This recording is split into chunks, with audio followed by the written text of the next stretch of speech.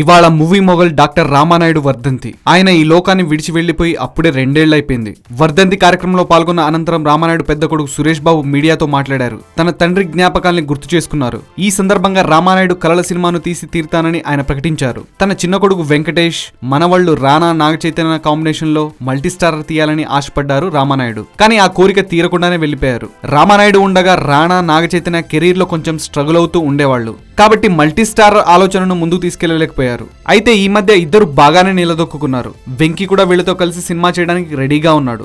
మధ్యలో వెంకీ రానా కలిసి కొన్ని స్క్రిప్ట్లు కూడా విన్నారు. కానీ అవేమీ వర్కౌట్ అవ్వలేదు. తాజాగా సురేష్ బాబు మాట్లాడుతూ వెంకీ రానా చేతు కాంబినేషన్ లో సినిమా చేయడానికి సన్నాహాలు జరుగుతున్నట్లు చెప్పారు. తన తండ్రి కలల సినిమాకు ఖచ్చితంగా వెండితెర రూపం ఇస్తామన్నారు. సరైన సమయంలో ఈ సినిమాను అనౌన్స్ చేస్తామన్నారు. ఈ మల్టీస్టారర్ అంటే చాలా ప్రత్యేకంగా ఉండాలని, అందుకే తొందరపడట్లేదని, సరైన సమయంలో మంచి సినిమాతో ప్రేక్షకులు ముందుకొస్తామని ఆయన అన్నారు. తండ్రి ఆస్తిని పంచుకోవడమే కాదు, తండ్రి కలను నెరవేర్చడం కూడా గొప్ప అని ప్రూవ్ చేయబోతున్నాడు నిర్మాత సురేష్ బాబు.